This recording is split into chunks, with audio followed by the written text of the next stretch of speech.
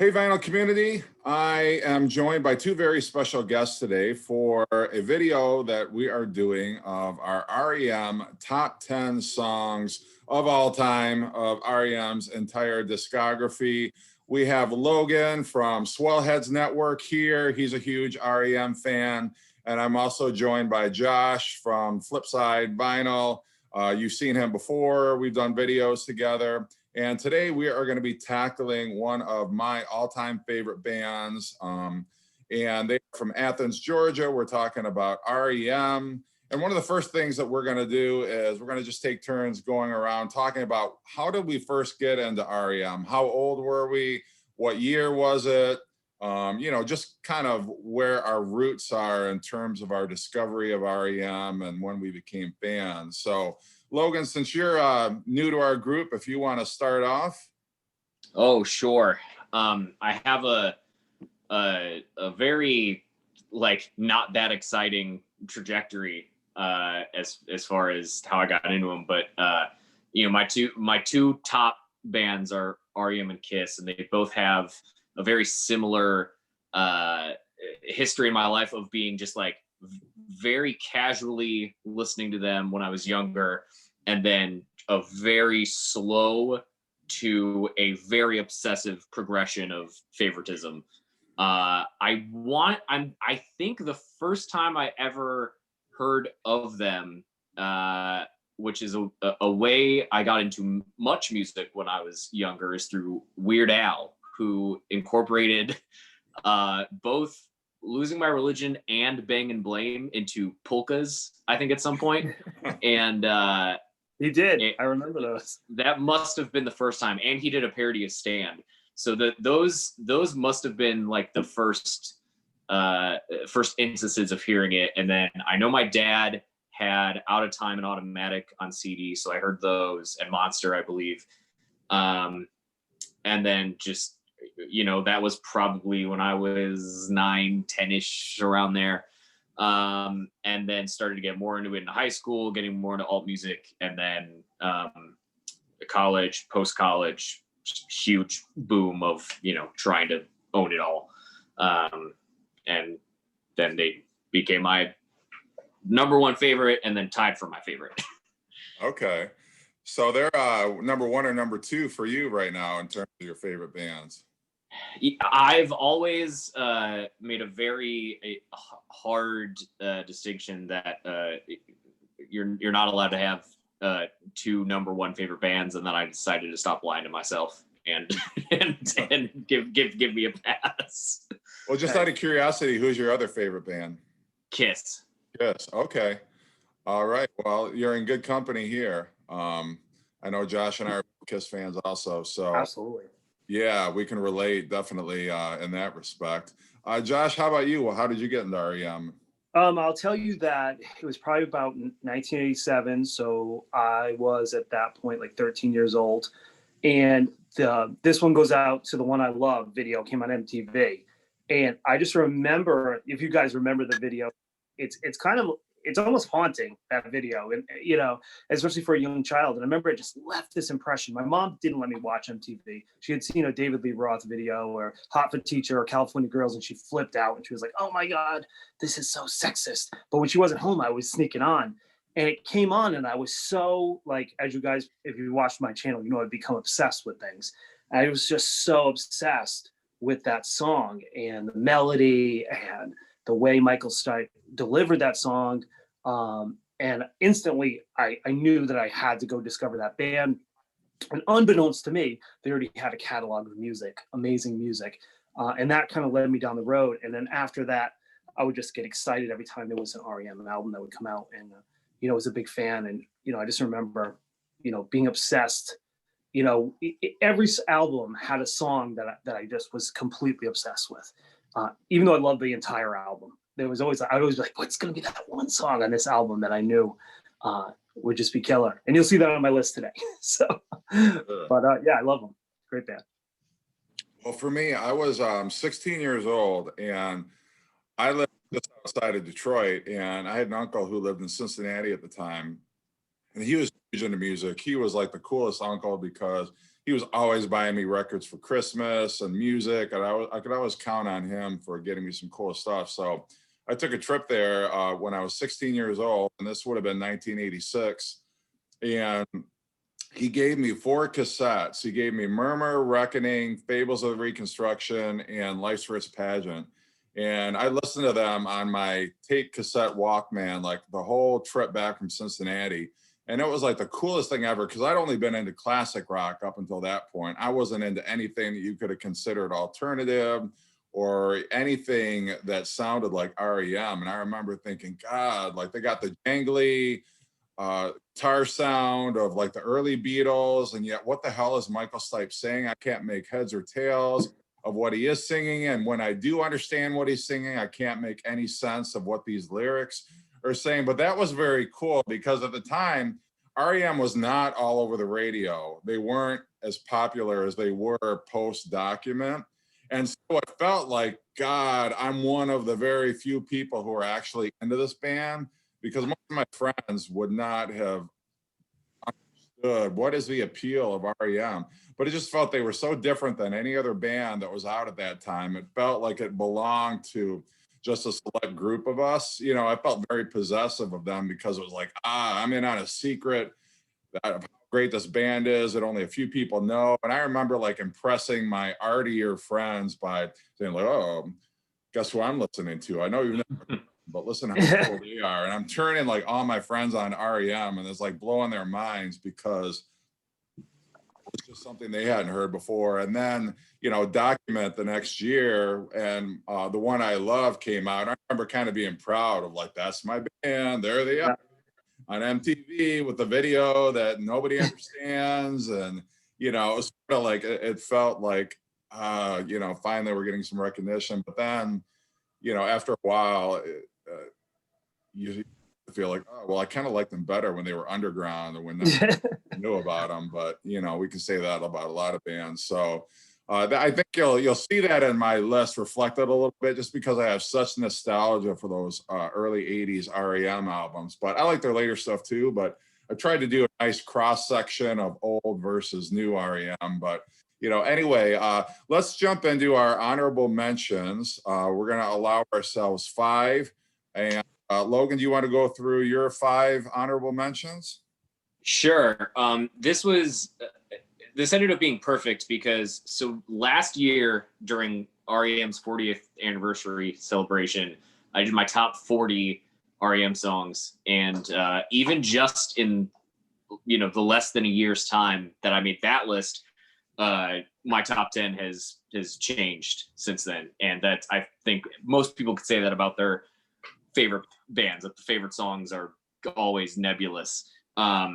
But for this conversation, I forced myself to not repeat albums in my top 10. So all my honorable mentions are just the other songs from the other records. So I technically have 7, if you'll allow me.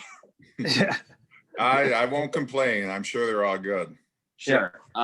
So Uberlin from Collapse Into Now, Exhuming McCarthy from Document, Leaving New York from Around the Sun, Pretty Persuasion from Reckoning, Radio Free Europe, Murmur, Electrolyte, New Adventures in Hi-Fi, and Driver 8, Fables. Okay, so you got some old and some new in there. You got a lot more older R.E.M.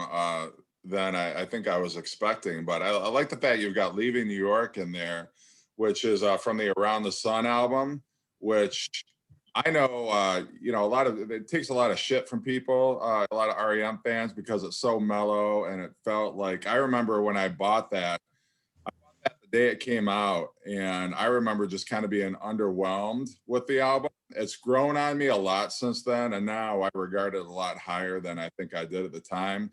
But Leaving New York, I think, is a really strong song. But then after that, I was kind of like, oh, it's got cute, it's got the rapper. Yeah. What the hell? I mean, I knew he had KRS-One on Radio Song, but just felt like, oh, we're going back to that now. And I thought we were over that phase, you know. But there's a lot to like on that album now, kind of in retrospect. But it has some real subtle, beautiful songs on it, and I think it gets it definitely gets pushed to the side because, you know, REM themselves kind of discount it. But like the Ascent of Man, all the way I got really into Around the Sun was from the 2007 live record.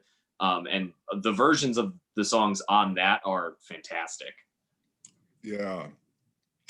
Well, and I know every artist has to evolve. One of the things that I kind of missed a little bit was Michael Stipe's songwriting progressed. He started to make a lot more sense. Like he was actually singing about stuff that made sense, that you could understand, and all of that like jumbly, you know, kind of stuff that was real hard to interpret. I think he abandoned that a while ago. And I always kept thinking, God, with each album, I just want there to be one album, one song on here that doesn't make sense. You can't understand what he's singing, you know. But I mean, I get the fact, like, okay, that was Michael Stipe from 20 years ago, and he's a different person, and he's grown as a songwriter. R.E.M's grown as a band, but you know, every time it's just that part of me. I'm kind of like, oh, you know, I really kind of miss those songs that were just so hard to dissect and understand. I think that's, you know, I love that song "Bad." It's Been a Bad Day, because it's very much in the vein. I know that's an older song that they redid, but it's very much in that vein, right? And I think that's why when they released that Greatest Hits, that song had such nostalgia, even though most of us probably hadn't heard it before, but we definitely didn't hear that version. But yeah. Yeah, I really like the track Wanderlust. It's not on my list, but I do like the track Wanderlust on that album because it's just got, I don't know, it's got such an unusual guitar pattern to it. And it's just kind of a bouncy, it's got a beautiful, catchy chorus. And that's always been one of my favorite tracks on that album. But we're not here to talk about Around the Sun. I digress a little bit because I like that album a lot.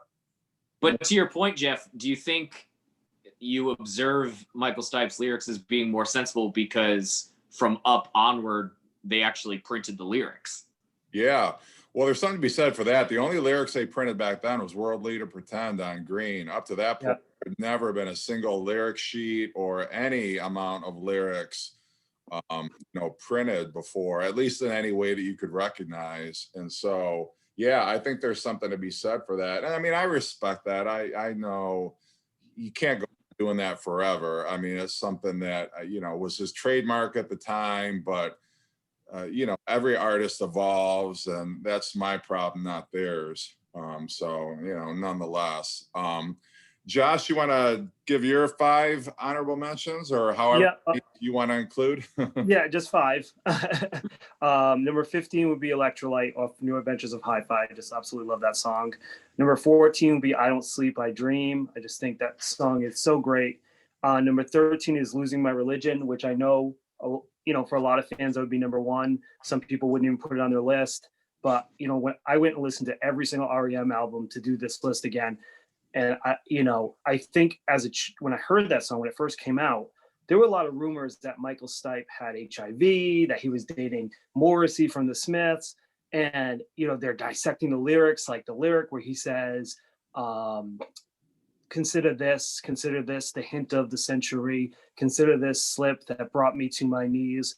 What if all these fantasies come flaming around? Oh no, I've said too much. And people are like, see, he's telling you he's coming out of the closet, right, with that lyric. But his lyrics were so unique and you couldn't dissect them, right? You didn't really understand what it was about. I still don't know what Losing My Religion's about, but I know that it's a great song. And I know that it opened them up to a new audience, right? Even though it sounded like nothing like they'd done before. So I had to put it on the list. Number 12, Disturbance in the Heroin House, just a masterpiece of a song. And number 11, Radio Free Europe, which I can't believe Radio Free Europe's number 11. At one point in my life, it might have been one favorite R.E.M. song. But like Logan said, our lists constantly change.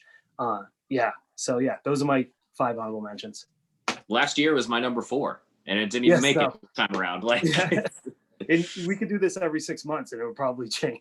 Probably. Yeah. Yeah, I read in an interview, I think it was with Michael Stipe, that Losing My Religion has nothing to do with religion. It has to do with a crush and somebody finding out that you have a crush on them. And then like the jig is up, you know, now you're totally exposed, and now, you know, nothing to hide behind. You have to own up to the fact, yeah, I have a crush on you. And so that's really what it's about. And I thought it was about religion for the longest time. I thought, oh, somebody, has lost faith in religion and abandoned any, spiritual. But it's not about that at all, as it turns out. So, but yeah, no, that's a great list. I'm glad you stand up for a song that, even though everyone's heard it 100 times, it's still, when you break it down and you listen to it with fresh ears, yeah, it's a brilliant song, and it's definitely one that belongs on a list like this. Well, mine are going to be, I'm going to go with Beat a Drum from Reveal. I love that track a lot. It's a very piano-based track. It's got a nice melody to it. I think Michael Stipe sings it great. I love how it's just kind of got an uplifting chorus to it, if you can even call it a chorus. It's just sort of an interesting way the song is structured. Find the River from Automatic for the People. I think that's one of the greatest closing songs ever on an album. I love that. Begin the Begin from Life's Rich Pageant. I've always loved that. That was an album when I knew a friend of mine was into heavy metal. That was always a song I would play to them to try to a gateway into R.E.M. Like, see, R.E.M. can totally kick ass on a song. And that was, I mean, because we have so much experience with R.E.M.'s catalog, R.E.M. did not get that heavy. If you look at Fables of the Reconstruction, Reckoning, and Murmur, they don't turn the amps up on that album. And then the first thing you hear on Life's Pageant is like, okay, we got the amps up to 11. I mean, they are full on heavy metal assault on that track. And it was like, holy cow, that's, they've gone in a totally different direction. So I've always loved that track. Fireplace off Document. I really love that, both lyrically and also just where it sits. It follows such a great track. The first song on side B is the one I love. And then you got Fireplace, which, those are big shoes to fill when you've just heard a great song like that. But I think it's great. And then kind of an oddball, I'd be very surprised if it's on either of your lists, but I like Country Feedback from Out of Time. I love that track, and I just couldn't sneak it into my top 10. But yeah, I love it, and it's always been one of my favorite tracks on Out of Time, and it gets me every time I hear it. And you're going to be shocked when you see how high up that is on my list. Okay, well, good. Yeah. I thought, I'm going to put it on here. They're going to laugh at me, or I think that's a pretty wide respected fan favorite, at least from like my observation of the R.E.M. world. It's an amazing track, and when you think about how it was one take and the lyrics were on the spot, like it's so incredible. And when I get to it, I'll tell you why I love that song so much, but I'll save it. I'll save a little bit. Is it the Neil Young version? Oh, the Neil Young version is absolutely incredible. It's the greatest version ever, but I'll wait till it comes on. I'll wait till I present it. I'll save my story. Well, and that's the magic of R.E.M. And since Logan, he snuck in 2 extra ones, my extra track is going to be Don't Go Back to Rockville from Reckoning. I was just telling Josh before you jumped in that was on my list until about 45 minutes ago.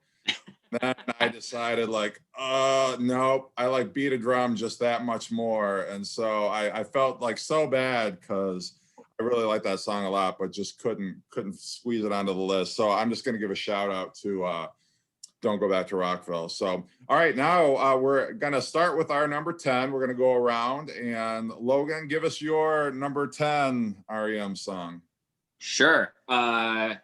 Number 10 for me is a song I actually like more once I started doing it live, but I still like the studio version. From Up, I'm going with Lotus. I think it is a real kick-ass tune, and there's a really great bootleg called Up North where they are playing in like a hotel in Sweden or something for a crowd of people. And I think that was kind of the first like majorly recorded show from the Up tour. And all the live versions of Up are really, really strong. It almost makes me wish that and I like the risks they took on this record, but the rock versions of these songs that they got to do after the record came out are so propulsive, and it makes you think it's probably what the record would have sounded like had Bill Berry stuck around. But I think Lotus is a killer track, whether at live or in studio, and always my favorite track off of this record. Well, I love the positioning of that track too, because on that album the album starts off with Airport Man, which is very much almost like an ambient track. There's no on it. You got this keyboard, sounds almost like Brian Eno produced it or something like that, or it's like an outtake from a Radiohead session circa Kid A. And it's just like, what, I remember listening to that when I bought it being like, what the hell is this? Album gonna be like this? And I remember like my mind being blown, like, oh my God, like I know Bill Berry left, but geez. Yeah.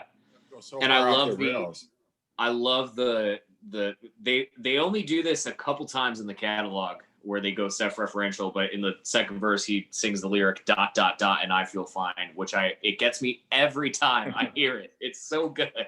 Yeah, so when that song kicked in on the album, it's like, oh, okay. Like it sounded, the juxtaposition of that after Airport Man was just so brilliant. Sort of like, oh, okay, this sounds a little more comfortable. I feel like, R.E.M. hasn't totally lost their minds, and it's right. I love that. And you can tell Michael Stipe's having fun with the vocal and the lyrics, like you say. It's just a fun track all the way through. I have no idea what it means, to be honest, which is another thing I like about it. I like the fact I have no idea what the hell he's talking about or singing about. But that's the beauty of R.E.M. It doesn't matter, I mean, it could be singing the phone book, or like on what's that outtake from Seven Chinese Brothers, Voice of Harold. Voice of Harold. Where he's singing the newspaper articles or whatever it was. I mean, that's he's reading the liner notes on the back of a Georgia gospel record. Yeah, you're right. Yeah, exactly. So it could be like that, but no, that's a great pick. That's a solid number 10. All right, Josh, what's yours? My number 10 is a song that as soon as it comes on, I know it's one of their bigger hits, it just fills me with such joy. Like if you know those songs where it instantly puts you in a good mood, and that's Driver 8. I can't not smile when I hear Driver 8. It's just the guitar's tone, Michael Stipe's vocals. To me, it's just like such a perfect song. And this is another one of those songs where at times it could be my favorite R.E.M. song. And, even though that's the thing about R.E.M. is that some of their hits I've never gotten sick of, and there's other bands like, oh, I've just heard that song too many times. I mean, if I saw them in concert, they open up with Driver 8, I would just be ecstatic. It's like, it's just one of those songs that I absolutely love. And when I was making this list, there's a part of me that's like, oh, like I love this song. But in reality, man, Driver 8 is one of my favorite songs, and I can't not put it on the list. No, and I love that album that it comes off of too. And that was another thing. When I got those cassettes and I had Fables of the Reconstruction, it's like, wait a minute, you turn the cassette spine this way, it says Fables of the Reconstruction, but then you turn it upside down and it's Reconstruction of the Fables. What the hell is going on here? This is I never knew any other band, because no other band had ever done that before. But it's like, well, what is it? Is it Fables of the Reconstruction, or is it Reconstruction of the Fables? Make up your mind, R.E.M. But that was the beauty of it. It's like, it's whatever you want it to be. If you like Reconstruction of the Fables, hold the cassette. If you like Fables of the Reconstruction, hold it this way. I mean, that's just how it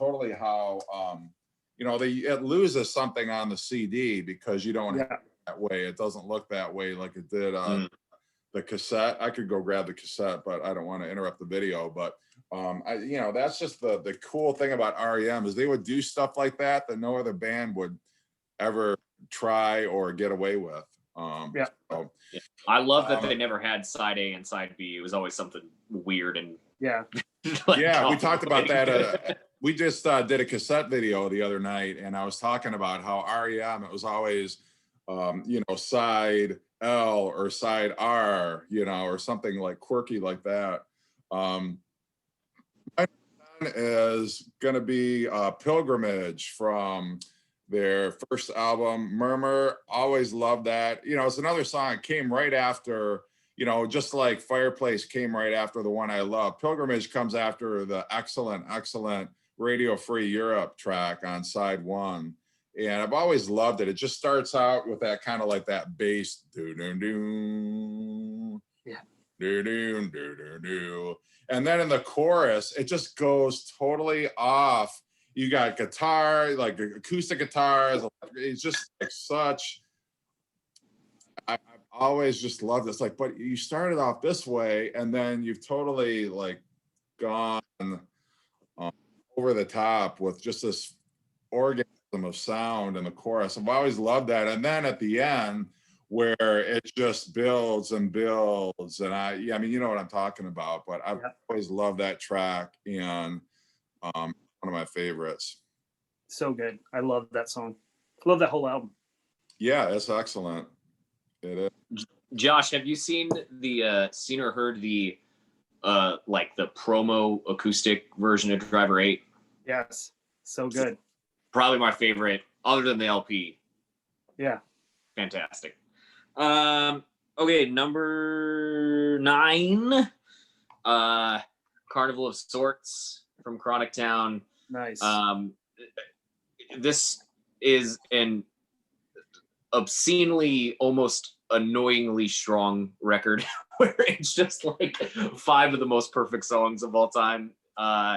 And it is really difficult to even pick one because they are all barn burners. But Carnival of Sorts is it never gets old, like, you know, most songs to us fans. And every time they do it live in the early days is so heavy. And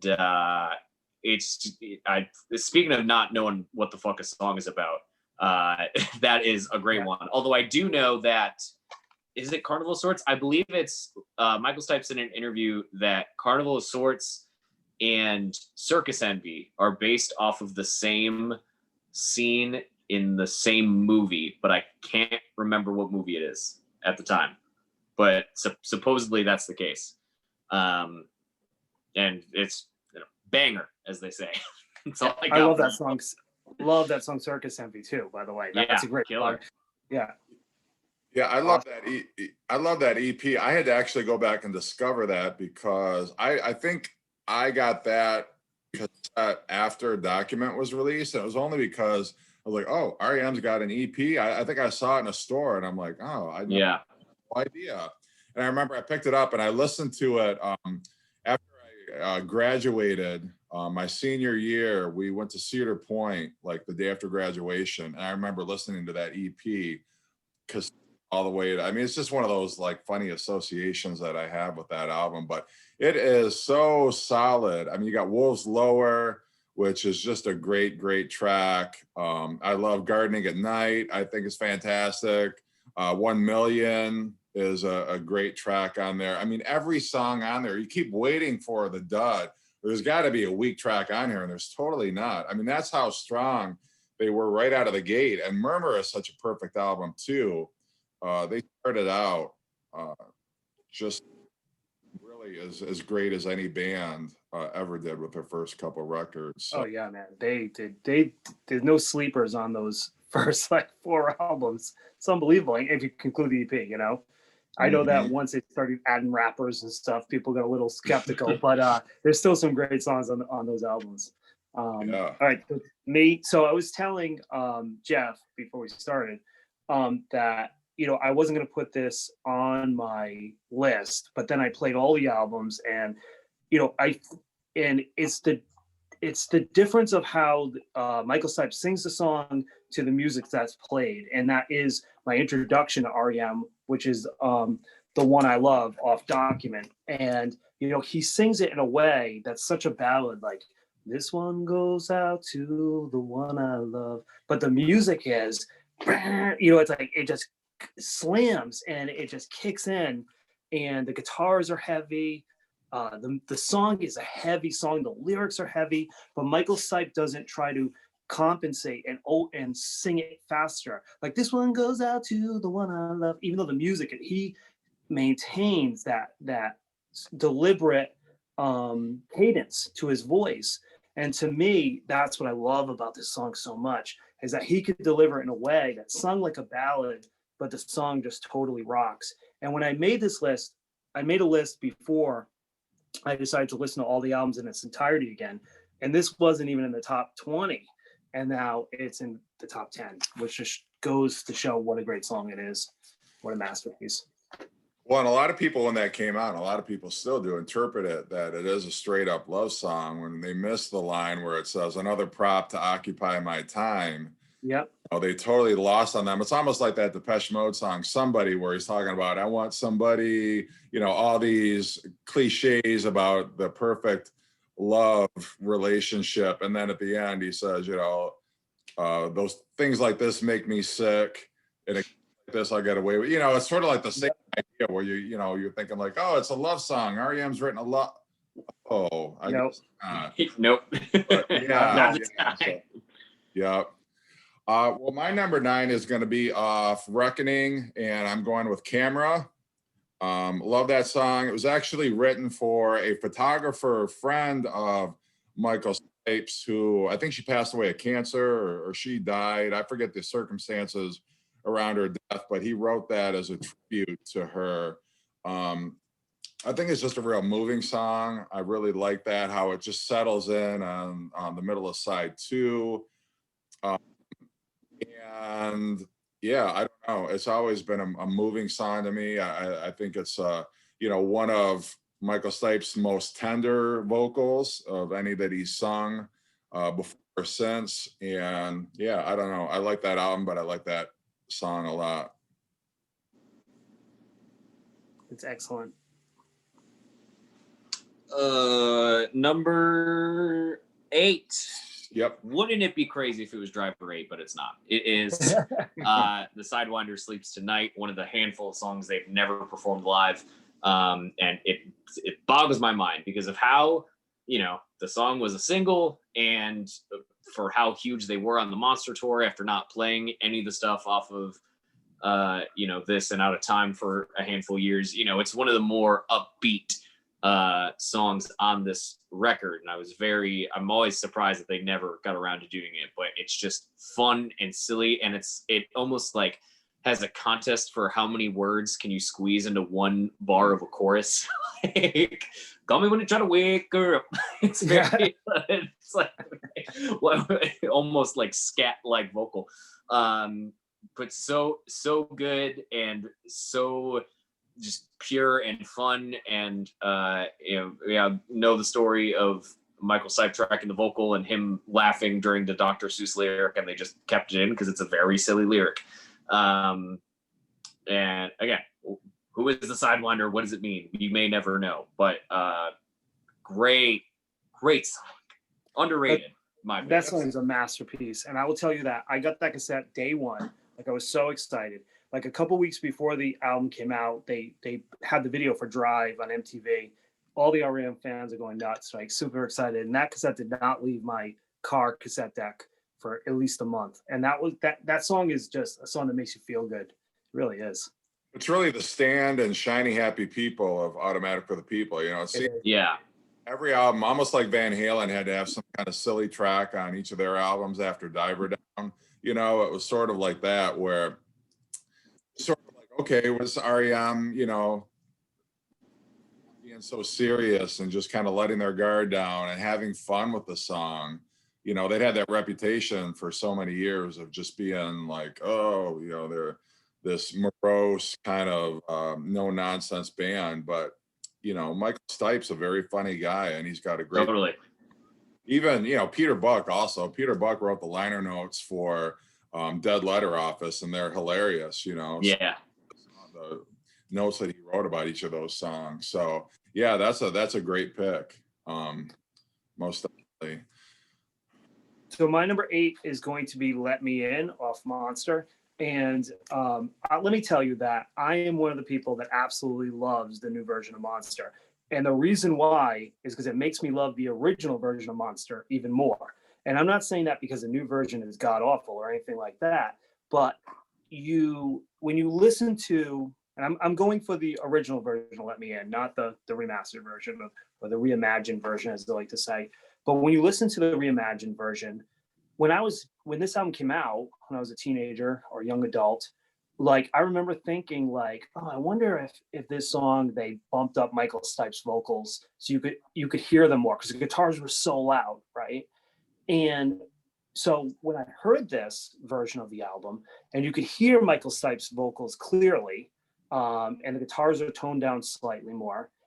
When you go back and you listen to the original version, you just love it even more. That was my take. So it was perfect. And I stand by it. And every once in a while, I do listen to the reimagined version because it just makes me love the original version more. But I could have picked so many songs off this album that I absolutely love, including the hits like Bang and Blame and things like that. But Let Me In is just such a beautiful song, such a heartbreaking song, and I love heartbreaking songs. So yeah, Let Me In. That was my number 8. I had the same effect when that came out. I was listening to it so much at first to like hear the differences between the two versions, and then I just ended up listening to it constantly because I loved it. And now it is probably in my top 3 most listened R.E.M. records on a regular basis. That is a consistent rock record, top to bottom. Yeah, absolutely. Well, and what makes that song so moving, if anybody watching doesn't know already, that song was written about Kurt Cobain and the fact that Michael Stipe had reached out to Kurt Cobain because he knew Kurt was having a difficult time in the months before his eventual suicide. And when Kurt Cobain committed suicide, the CD that he had in the CD player that he was listening to just before he committed suicide was Automatic for the People.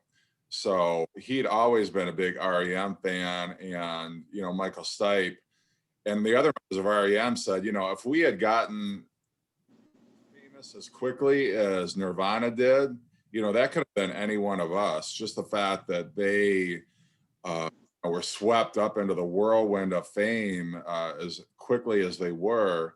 And Michael Stipe, tried to relate to Kurt Cobain and had wanted to reach out to him. And, it was one of those conversations like, oh God, if only we could have had one more conversation, if only I could have done more, maybe I could have saved his life.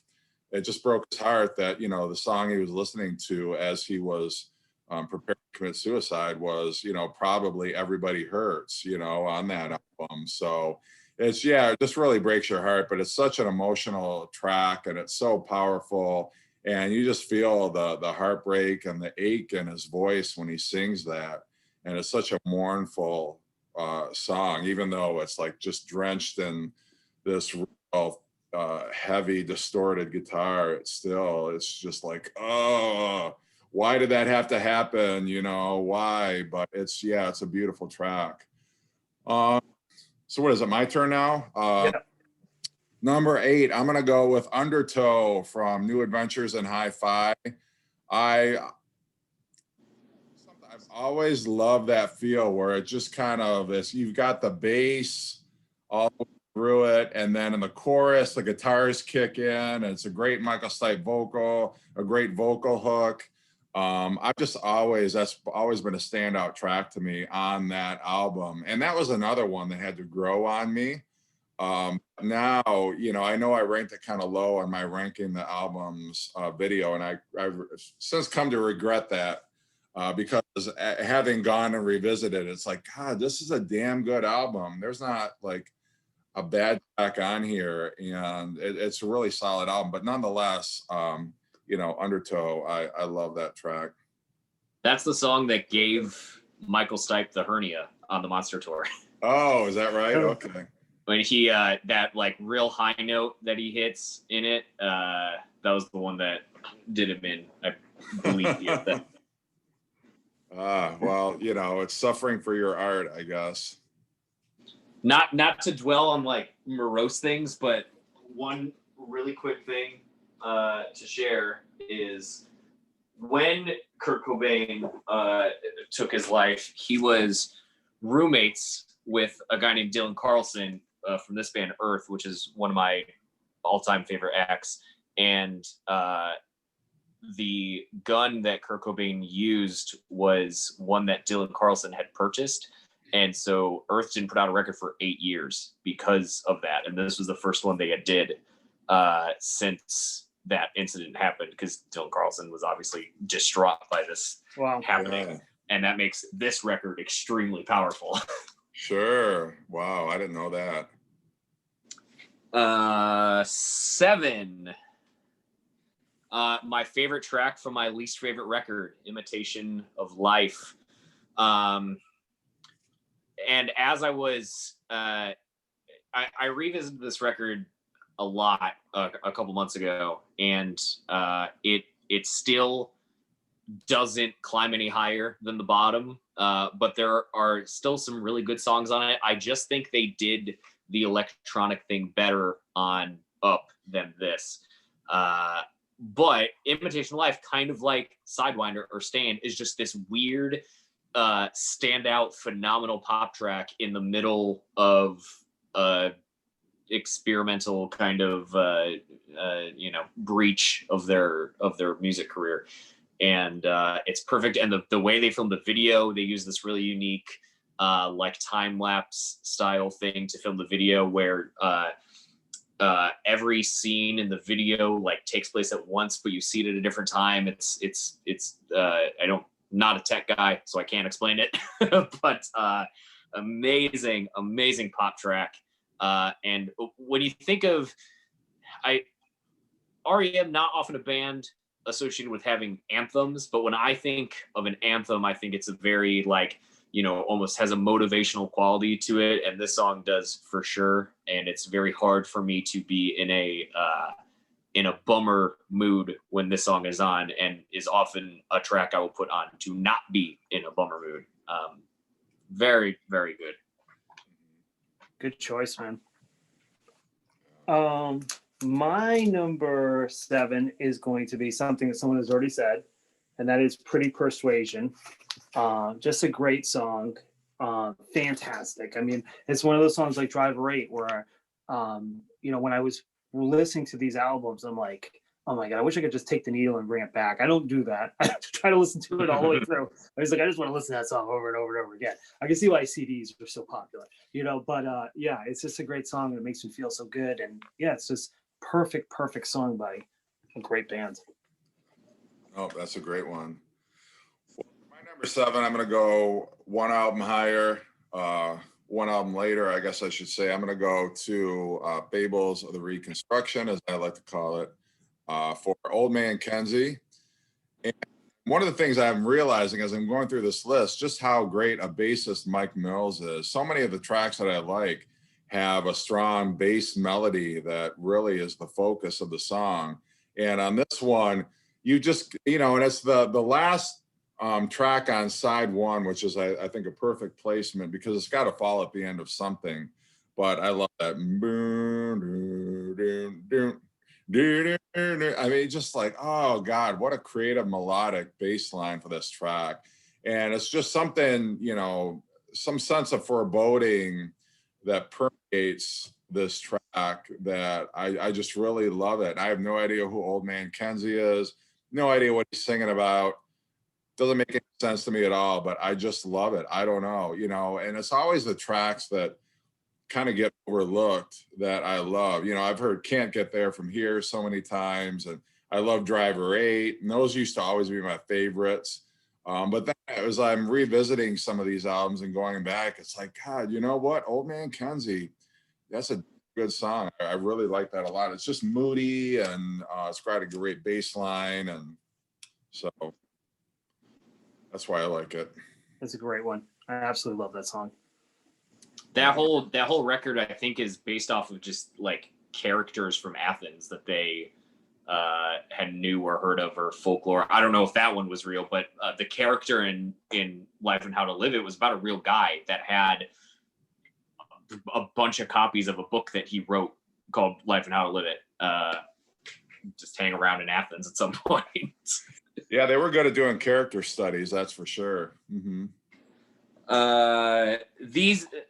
My next 2 could be interchangeable, but I won't be able to explain why until we get to round 5. So for number 6, These Days from Life's Rich Pageant, which is, I think no matter how my top 10 orients itself, this song always makes it in there.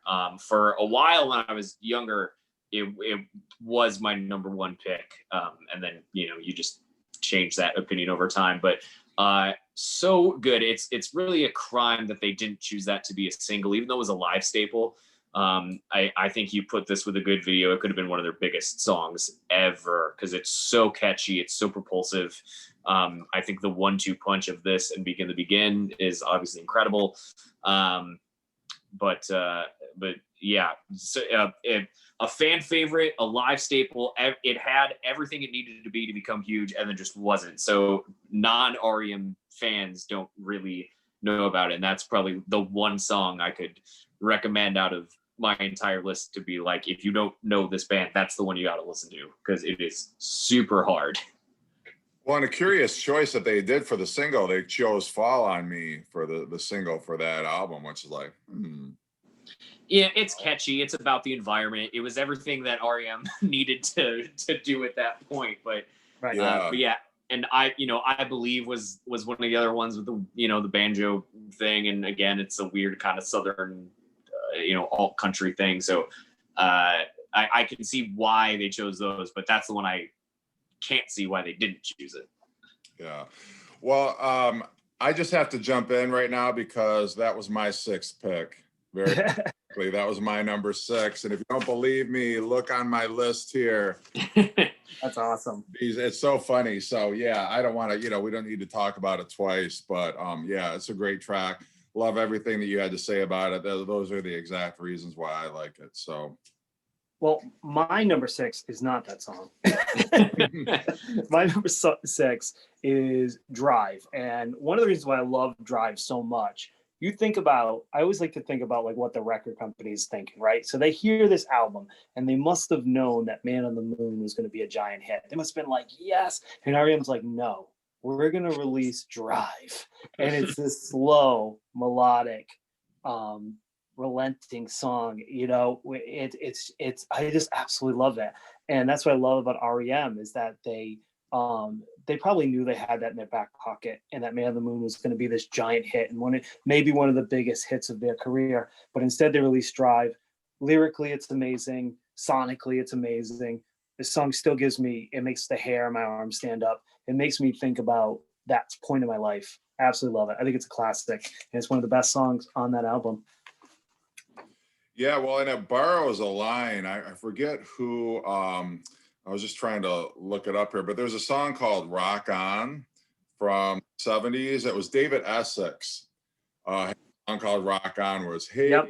kids, rock and roll. And it's like borrows. It's almost like how John Lennon stole the Chuck Berry opening, here comes old Flat Top from You Can't Catch Me for Come Together. That was sort of like Michael Stipe borrowing the opening line for Drive from that David Essex song, but yeah, he totally made it his own. But yeah, that's such a great lead off teaser single for that album too. Although I think some people who are hoping for, okay, is R.E.M. gonna kick it up again? Are they gonna get electric? Are they gonna rock out? Sort of were like, oh, well, this is different again. At least it doesn't have the mandolin, I guess. But but you know what the thing is that in 1992 when that album came out, music scene. If you think about the music scene, when you turn on the radio, you're hearing Nine Inch Nails, you're hearing Nirvana, you're hearing all of this angry, loud, fast music, and R.E.M. did not bite the trend and go that way. They went the opposite direction and said, no, we're going to slow it down. Right. And I love that they did that because, even Trent Reznor says that he felt pressure to make his music angry, because that is what was being consumed. The 90s was full of that. And R.E.M. didn't do that. And that's what I love about them, is that they're not afraid to take chances. They didn't alienate their fans. Their fans kind of went along with it. We weren't always happy, right? Like, I was just talking before this video started about the song Stand, right? There were so many people that I know that are like, that song fucking sucks, right? But like, they still bought the album. They still bought the next album, Yeah.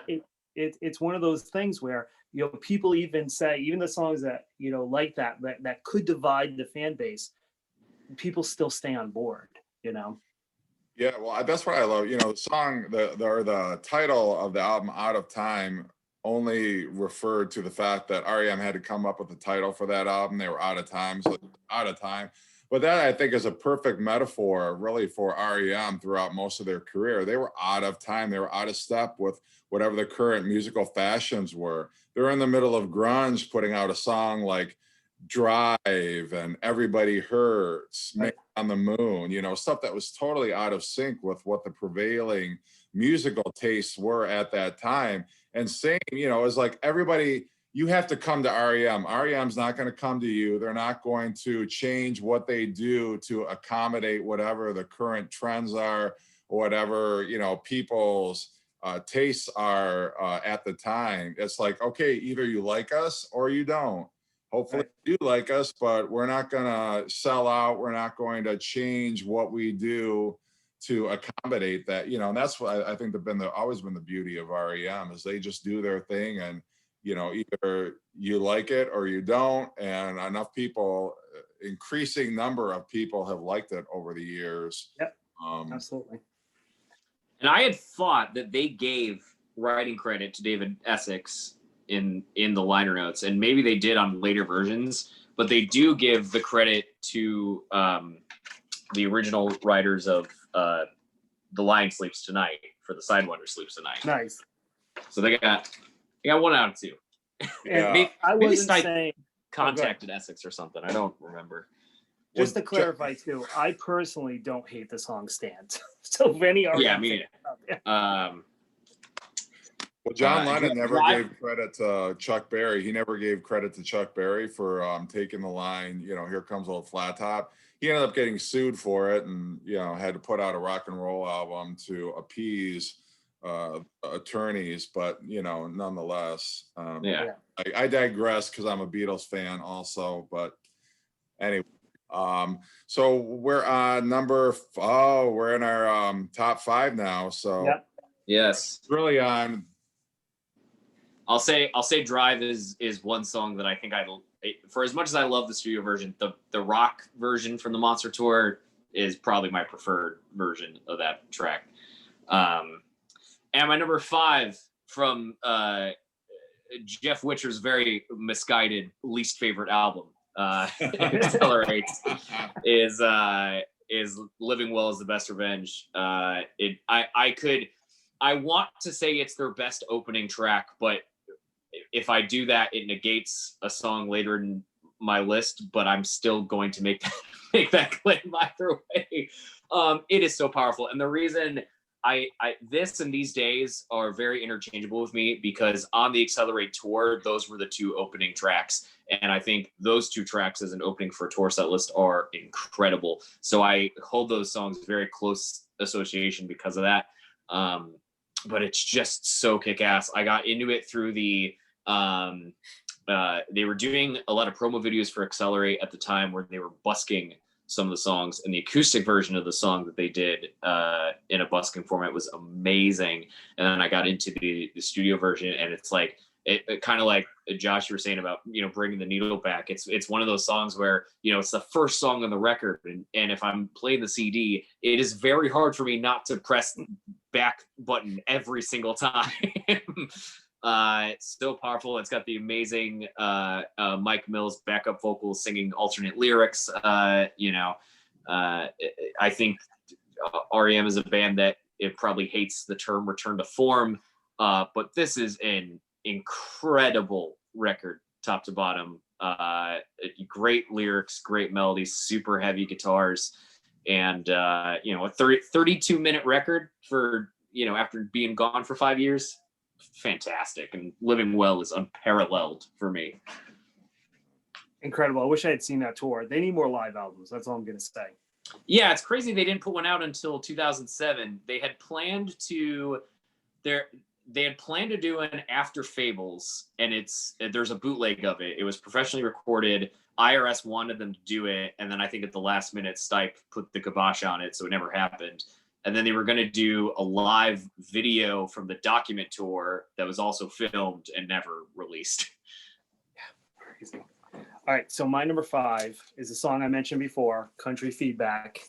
So it did make the top 5. And the Neil Young version is absolutely incredible. Everybody should go watch the Neil Young Bridge School concert version. But here's why I love this song so much is I absolutely love how confusing the lyrics are. When he starts singing, it's crazy what you could have had. It's crazy what you could have had. But then he changed it to, I need this. I need this. So to me, when I think about that, it's like he's sitting there saying, hey, you're crazy. You could have had all this great love. You could have had this amazing relationship.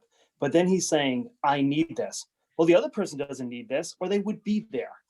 It's crazy. He should be singing, it's crazy what I could have had, right? Because he's the one that needs it. But that's not how the lyric is written.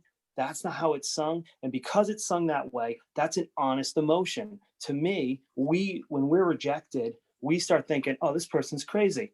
I would have made them so happy. Well, no, because if you would have made them so happy, they'd be here, right? They're not. And that's what I love. It's a raw, it's an honest lyric. To me, it feels like the whole song feels so true, where he's saying these clothes don't fit us right. There's a moving on a maddening loop.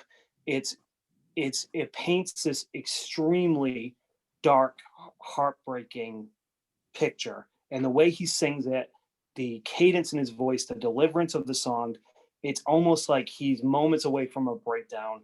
I just absolutely love it. It's fantastic. It's like someone having a breakdown on vinyl. That's the way I look at it. And I love it. Thank you, Michael Stipe, for these amazing lyrics. And I love heartbreaking lyrics. You guys know I do. And like you said, the studio version is great. And it's like, my father used to tell me this stupid joke. You guys have probably all heard it. What do you play a heavy metal album backwards. You hear the devil, you play a country music backward. You get your job back, your wife back, you get your money back. Right. And this is like a true country song about losing someone, losing that relationship. And it's just amazing. And I love it. So my number 5, if that made any sense. All right. No, well, yeah, you put that way more eloquently and beautiful than I did when I had that on my honorable mention list. Great defense of that album. And what I will say, because you're taking issue with me ranking Accelerate on my R.E.M. ranking system. So number 1, I will say, those videos are just my own personal preference. And the reason why I rank Accelerate so low is because, I'm at the point in my life, if that album had come out maybe 20 years before, when I could sit with an album and listen to it, play it in the car, have some time with it, maybe, I would have come to appreciate it a little bit more. But right now, because I have so much music and so much music competing for my time, if something doesn't grab me like right away, fairly or unfairly, it's like, okay, I need an album to kind of, get me right on a first listen, or at least engage me. And for whatever reason, maybe I was in a bad mood. I don't know. Maybe it was just too loud for me at the time. I have no idea. But, I own the CD, and out of respect for you, I will go back to it and I will reevaluate that album again. But I only give you shit about it because we're all here for the same reason, and obviously, but we all have very differing opinions of the band. Well, some's got to be at the bottom as much as there's always got to be some album at the bottom. You can't have however many R.E.M. albums there are. We can't have a tie for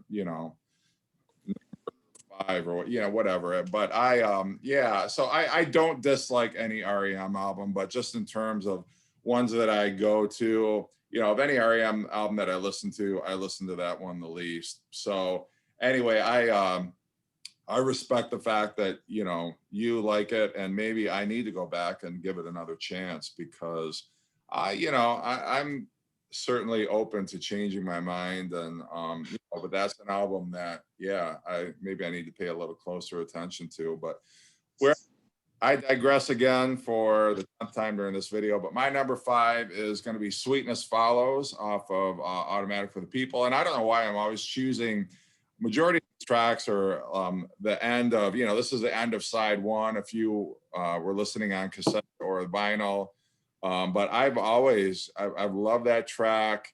It's just very moody. There's something mournful about it. And I don't know if it's that sad of a song, but it's just always grabbed me. There's something about it. And not every track on here am I able to, in a clinical way, why I break down why I like a particular song. But this one, it's just always, you know, felt something for this song when I've listened to it. And I like the fact that it closes out such a powerful side. Side one of Automatic for the People is just as good a side as R.E.M. had ever put together. And, you know, this is just sort of like the grand finale for that side for me. So. Yeah, don't get it twisted. The opening lyric is getting ready to bury your father and your mother. There's nothing, there's nothing not morose about that. Yeah, it's insane. So good. But number four now. Number four, probably potentially a surprising pick from this record, considering it's one of the least the songs that sounds like the least of the rest of the album. But I think this is a beautiful, amazing track, and that's Tongue from Monster.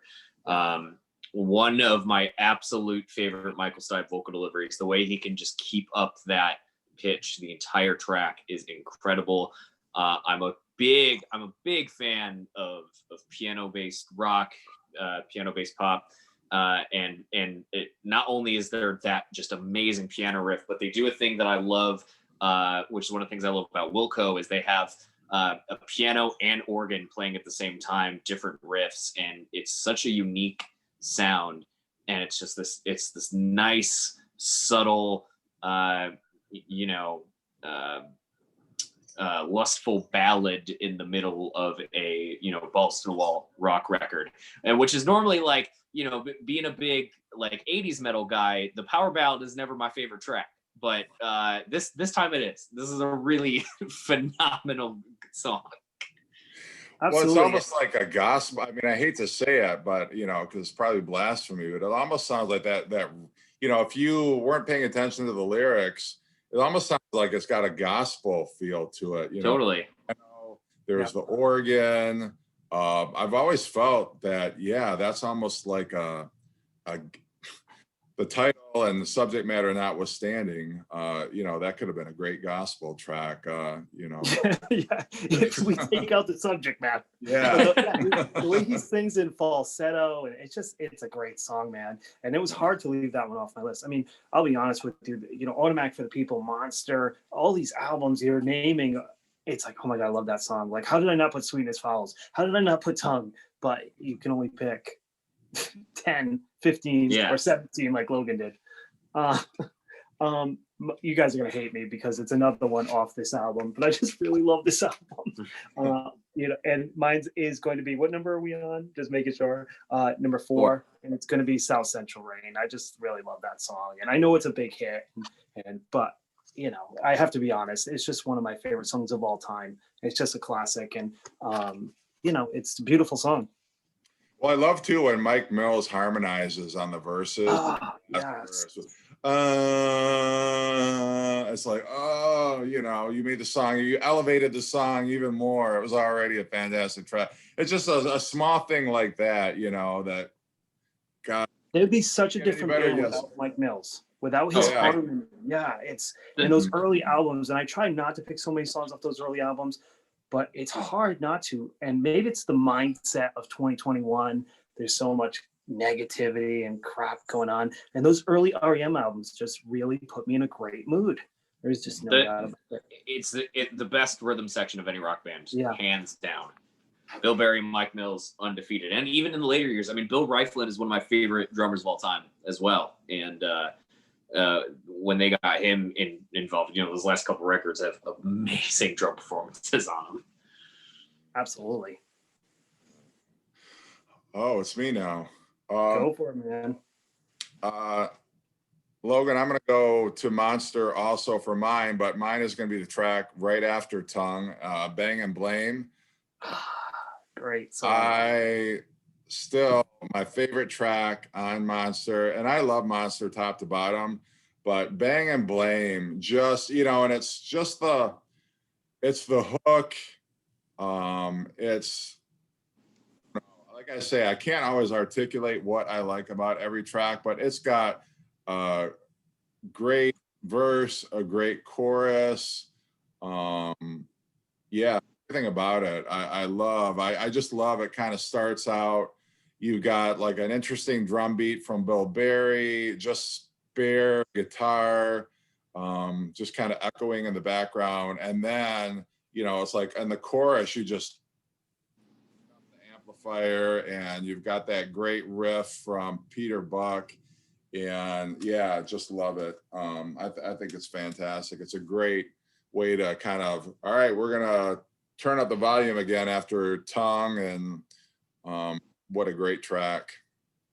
Monster and Out of Time are the two hardest records for me to pick like a consistent favorite track from. It changes all the time. Every song is great. You know, my favorite, if I had to pick an answer right now, favorite rock track would be Crushed with Eyeliner from that record. But sometimes it's Honestly by Dream. Sometimes it's Circus Envy. Sometimes it's Bang and Blame. Like it's I can't Yeah, speak. and those, you're absolutely right, Logan. And Logan, what I'll say to that is I listen to those albums in their entirety. Like it's hard for me to make an R.E.M. mix, because when you talk about Automatic for the People, talk about Monster, these albums were meant to be listened to in their entirety. One song flows into the next. It's so hard for me. And even when it comes on the radio, I'm thinking like, well, now I got to go pull up my Apple Music because I want to listen to the entire album. You know, it's really hard, and my favorites are always changing, just like you. Yeah. Number 3, as of last year, was my number 2, and you know, these things, as we've said before, fluctuate. But it's undeniable. Losing My Religion. You know, it's their biggest song for a reason. Although their most famous song having no chorus and a lead mandolin has always been very curious. But it is so, you know, to me, when I hear this song, even now, after hearing it probably thousands of times over the course of my life, it still doesn't even sound to me like a you know, like a hit song because of how well I know the rest of the catalog. To me, it's just another great R.E.M. song. But it is so just universal, and all the performances, all four members are amazing. You know, they did the Song Exploder for this track on Netflix, and it was really, really awesome. And they broke down, you know, every single bit of the track to points where like the members of the band didn't even remember doing some parts of recording that song because it is so dense. It's undeniable, and you know, like I said, it's very weird to be a number 1 track, but you know, it's probably the R.E.M. song that's been in my life the longest, and it'll never not be something I love, even if I, you know, heard it on the radio every day for years, like many people did when it was out. I don't think I could ever not enjoy it. It is a very powerful song. R.E.M. One hit wonder criticizers be damned. Yeah. Well, I will tell you, yeah, when that song came out, I was in college, and my roommate got that single that you were just holding up there. It was in advance of the Out of Time album actually coming out. And I remember thinking, God, it's so weird, because the last I had seen of Michael Stipe, this is before like the internet where you were constantly in touch. You know, you were not constantly in touch with your fans if they were in Rolling Stone or you saw a magazine article about them. And the last I had seen of Michael Stipe was that Stan video where Sure. like the hair down to his back, and he's just all goofy and whatnot. And then to see him on that album, or not the album, but the single cover, it's like, God, he looks like he's aged about 20 years. That Stan video, you know, he's wearing like a hat, and he looks real, I don't know, he just looks like he's aged so much. And then to hear that track, it was so much more mature than, you know, most of what had been on Green or Document. And it was like, wow, you know, they've moved into a new phase. seems like. So anyway, that's just my own personal remembrance of that. I think anyone who dates Morrissey ages 20 years and buys a hat. I think that's how that works. Sure. Well, and Yeah. Morrissey, you know, allegedly his song from his our Frank album, the tracks on there, Long, Long, Long, apparently is about Michael Stipe. So that was interesting for Morrissey and R.E.M. fans. But anyway. All right, so my number 3 is Orange Crush off Green. I have a friend that listens to heavy metal, and that's all he listens to. And I said, I just want to play you one R.E.M. song. And I played this song, and this is a bombastic song. And it's a great song. It's about the Vietnam War, you know, and this is as close as you get to like just heavy metal. I mean, it's so hard rocking, and it's just a great song, and I absolutely love it. And I know it was a huge hit for them, and rightfully so. And that's why the sides of Green are called Air and Metal, because the original idea was that they were going to have one rock side and one acoustic side, and then they just never got around to actually fulfilling that. All right, my number 3 is going to be off Murmur, and it's the only track from Murmur in my top 10, but I got to go with Perfect Circle. And the thing that blows me away is, do you know who wrote that song? Bill Berry. Bill Berry. Like, how in the hell is that possible? It's a piano-based song. It's just a very quiet, sounds like nothing else on Murmur. It's the last track on side 1. And I don't know, the melody about it, it always gets me. I love how at the end of the track, it just kind of fades out and there's something going on in the background. I've never quite figured out, you know, what that is, but I don't know. I don't know. Like I said, I'm not always going to pretend to be able to explain why I like certain tracks, but I just love it. It's a quiet, it's almost like a tacky piano kind of a riff or whatever, but it's just the fact that Bill Berry wrote it, and I had no idea for the longest time, endears it to me even more. Dude, that's my number 2, by the way. Perfect Nice. Circle. Oh, wow. Okay. There we go. And it could have been easily number 1. It's the song I listen to the most. It's absolutely stone cold, one of the greatest songs in this band's catalog. It's beautiful. I can't get enough of that song. I've never gotten sick of that song. I loved it the first time I heard it. I played it this afternoon, and I loved it just as much. Yeah, it's a masterpiece. So we can skip me when we go around. R.E.M. is like one of the most, like, has one of the best selections of quote unquote ballads. Like, they're all so good. I think they also give Bill Berry credit for writing the Everybody Hurts riff as well. Dude is the secret weapon of that band. And Perfect Circle, as I was mentioning, the Up tour, in the Live at the BBC box set from the Jules Holland show that they did, the version of Perfect Circle on Jules Holland is haunting. It is so good. And probably my favorite live version of that track. One of the few lyrics that make sense on that album. Yeah, sure. Like, oh, I get this. That makes perfect sense, you know. But although I always misheard it, because the lyric is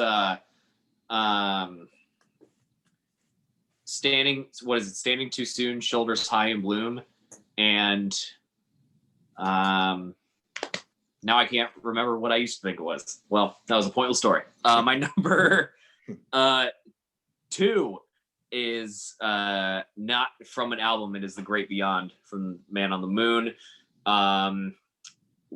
In my top 3 movies of all time as well, and I fell in love with this movie even before I fell in love with R.E.M. full stop.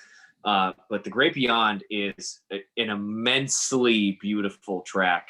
It's so good. I love it's kind of the sister song to Man on the Moon. it's just, I think it as, probably Michael Stipe's best vocal in the catalog for me. Although the live version from R.E.M. Live is great. The video is great. It's another one of those kind of anthem style songs like I talked about earlier with Imitation of Life. It just has this such triumphant refrain towards the end. And it's kind of a bummer that it got, I shouldn't say demoted, but, because it, was just on a soundtrack, and then later on, a couple greatest hits releases. I don't think it ever got the full potential to be a huge track. But to me, it's so good. It's probably, if I need to listen to an R.E.M. song at any point in time, it's the one I choose. I have a tattoo idea based on the song that I'm still considering, and it's I just can't get enough of it, and is in my opinion the best song from the post Bill Berry years of the band, The Great Beyond. I love it, and I love the movie. Great. Yeah. All right, my number 2, another album closer. I can't help it, but Oddfellows Local 151 off Document. Always love that. It's got a great guitar riff. It almost sounds a little bluesy. I just love the way that Michael Stipe sings it. Yeah, I don't know. I think it's just kind of like a menacing track, and it's got that persistent guitar riff throughout it. And yeah, I don't know. I feel it's like one of Document's most overlooked track when you have It's the End of the World as We Know It, and I Feel Fine, and Finest Work Song, and The One I Love, and so many other great tracks. It's sort of like, yeah, it's at the end, but hey, it's still a great track. And for me, it's my favorite track off Document. And I don't know if it's just because the other songs are just so familiar and so overplayed or whatever, but yeah, no, I like it. I think it's perfect elements are there. It's a beautiful song, and like I said, that's one of those albums that I can listen to the whole thing. So the B-side of Document, other than what is it, Stand, that open, or not Stand, what am I thinking? One I Love, open side B, right? Like other than that, like the B-side of Document is very weird album side, and has like all these songs like King of Birds and Firehouse and Oddfellows, and is sort of a very big contrast to the first side. And yeah, great. Oddfellows is awesome. Did you ever hear this? Oh, go ahead. I was just gonna say, he's got this like snarling Southern twang to his voice, when it's like, boys and girls again. Yeah. Almost like a precursor to how Kurt Cobain would, sound on some of his songs, but it's like, it's so good. Now, I know a lot of people. Oh no, I'm cutting Josh off again. It's okay. Speaking of B-sides, though, have you guys ever heard the B-side Wichita Lineman, the cover that they did? It's amazing. It's amazing. So go check that out if you haven't. Any of the viewers, go check it out. It's amazing. Yeah. It kind of in similar vein, like I Remember California, I think is a R.E.M. track that a lot of people don't like, and I think that as a theoretical album closer is super good. It's super heavy, and kind of goes into that weird, like, dark direction, closing out a record. And speaking of Green, which I claim to be my favorite R.E.M. record, but who knows? This has now, since these days, I think this is the only other track that I've claimed to be my favorite R.E.M. song. And when I said earlier, me saying Living Well is the best revenge is the best opener would make this maybe not make sense, but Pop Song 89 is unbelievable. It is one of the best simple, quote unquote simple songs. It's deceivingly simple, but it is purposefully critical of the pop music landscape, which I like a lot, and it's just super catchy, and the melody is great, and Bill Berry's I'm a big I'm a big Tom Phil guy. If you can put a good Tom Phil in a song, I am sold. And it's one of Bill Berry's best, if not his best. And it's so good. I love how Michael Stipe changes the melody of the vocal in subsequent live versions. It's a great album opener. And what initially hooked me to the song was the acoustic version that is weirdly not on the B-side of this. It's a B-side to another single. They do this acoustic, and I really like that. And a great modern band called Motion City Soundtrack covers this on a compilation from probably like 15 years ago. And that was a band I liked when they started. So when I saw them do an R.E.M. cover, I was really stoked. And it's just perfect. The video is great. Everything about it is so catchy and wonderful. And it's my favorite one. Well, the video, if you haven't seen the video is in black and white, and it is Michael Stipe with 3 women behind him, and they're all topless, and they have like a black bar over their chest, you know, so you can't see, like it's like the nipple bar, so you can't see, but they're all like dancing in a row, you know, and like they're in single file dancing, and it's just one of those quirky R.E.M. videos that they were so well known for back in the day.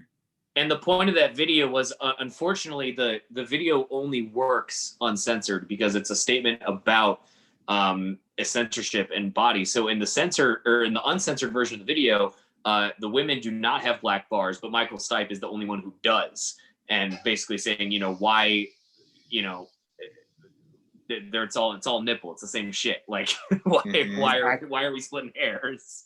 Right. And the other unfortunate thing about that, because I had that on single, because I'm a 80s kid, I had single of Pop Song 89. It looks like it says Poop Song 89 because yeah, of the 89 on the cover. That's hilarious. Yeah, because they put that 89 right in the center there. It's not not one of their best graphic designs. No. And the brown color doesn't help. No. I was thinking that too. I remember like looking at that single going, why would they choose this? And I right, liked the sort of subversiveness of it, where it's like, you know, it's the record came out in 88, but it's Pop Song 89.